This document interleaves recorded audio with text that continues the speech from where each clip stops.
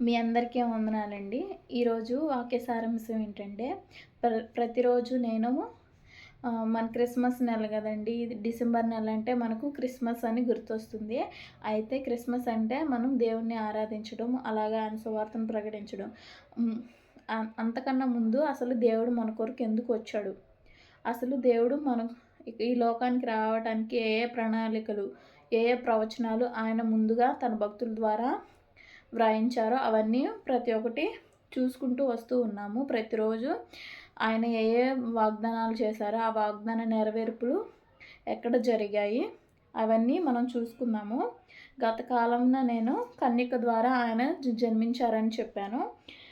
నిన్నటి దినమున ఆయన బెత్లెహేంలో జన్మించారని చెప్పాను. ఈరోజు ఆయన అబ్రహాము సంతానమని అనబడ్డారు. అబ్రహాము సంతానమని ఆయన అనబడ్డారు. అలా అనబడడానికి గల కారణం ఆయన అబ్రహాముకు ముందుగానే ఆయన ప్రవచనాల ద్వారా ఆయన ముందుగానే లిఖింపు చేశారు. ఆ ప్రవచనం ఎక్కడ నెరవేరబడిందో మనం తెలుసుకుందాము. ఆయన వాగ్దానాలు అలాగే వాటి నెరవేర్పులు మనం చూడగలుగుతున్నాము.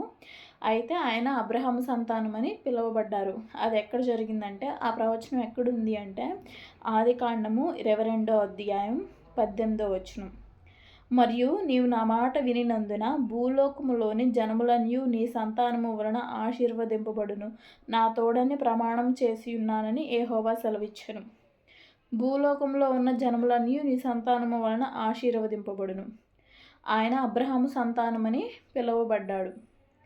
అది ఎక్కడ రుజువైంది? ఇంకా అలాగే ఆదికాండము 17వ అధ్యాయము 7వ వచనము 8వ వచనము. నేను నీకును నీ తర్వాత నీ సంతానమునకును దేవుడై ఉండునట్లు నాకును నీకును నీ తర్వాత వారి తరములలో నీ సంతతికి మధ్య నా నిబంధన నిత్యముగా స్థిరపరచెదను. నీకును నీ తర్వాత నీ సంతతికి నీవు పరదేశి అయున్న దేశమును అనగా కానాను దేశమంతటికి స్వాస్థ్యముగా ఇచ్చి వారికి దేవుడినై ఉందునని అతనితో చెప్పాను. ఇక్కడ తండ్రి అయిన దేవుడు ఏమని సెలవిస్తున్నాడంటే, నీకును నీ సంతానమునకు అలాగే నీ తరము వారికి నీ తర్వాత తరము వారికి కూడా నేను దేవుడినై ఉంటాను. నీ సంతానం నుండి జనులు ఆశీర్వదింపబడతారు. యుగయుగములు ఇశ్రాయేలును ఏలువాడు నీలో నుండి వచ్చునని ఇక్కడ సెలవిస్తూ ఉన్నారు. అబ్రహాము ద్వారా అబ్రహాము ఆశీర్వదింపబడను. అసలు అబ్రహాముకు పిల్లలు లేరు.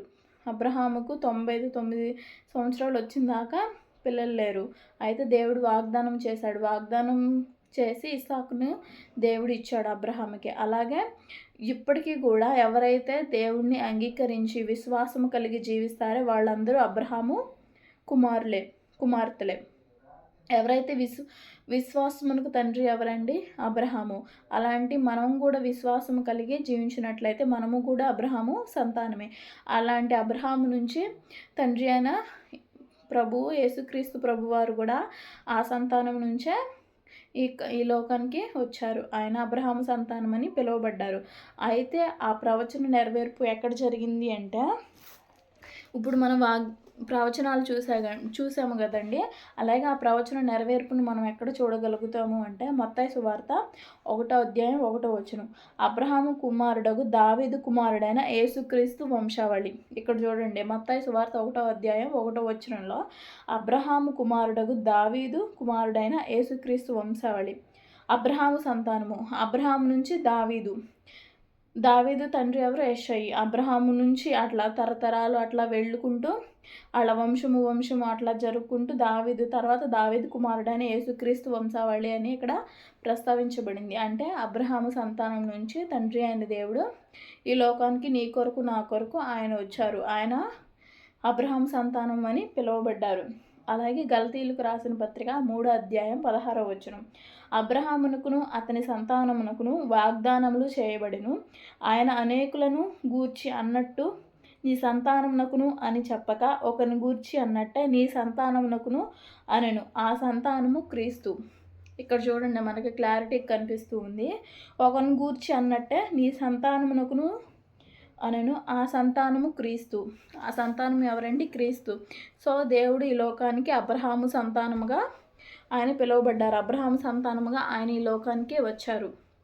కన్యక గర్భం ద్వారా ఆయన జన్మించారు. తర్వాత ఆయన బెత్లెహేంలో ఒక చిన్న స్వల్ప గ్రామం అయిన బెత్లెహేంలో ఆయన జన్మించారు. అలాగే ఆయన అబ్రహాము సంతానమని ఆయన పిలువబడ్డారు. కానీ అబ్రహాము కన్నా ముందే ఉన్న దేవుడు కదా మన దేవుడు. అబ్రహాముని కొత్త నిబంధనల గ్రంథంలో మనం చూడగలం. శిష్యులతో, సద్దుకాయలతో, పరిసయ్యులతో అందరితో మాట్లాడుతూ నేను అబ్రహామును, ఇస్సాకును అందరినీ చూశానని చెప్పుకుంటారు. దావీదును చూశానని అంటాడు దేవుడు. అప్పుడు నువ్వు పుట్టక ముందే వాళ్ళు ఉన్నారు కదా, నువ్వు వాళ్ళని ఎలా చూసావంటే నిన్న నేడు నేను దేవుడునై ఉన్నాను, వాళ్ళు నాకు ముందే తెలుసు అని దేవుడు సెలవిస్తాడు. దేవుడు ఈ లోకానికి ఎందుకు వచ్చాడు? మన కొరకు వచ్చాడు. కాబట్టి అబ్రహాము విశ్వాసం తండ్రి అని పిలువబడుతున్న అబ్రహాం సంతానం నుండి దేవుడు ఈ లోకానికి వచ్చారు. చిన్న వాక్యం దేవుని మీ హృదయంలో ఫలింపజేయును గాక. ఆమేన్.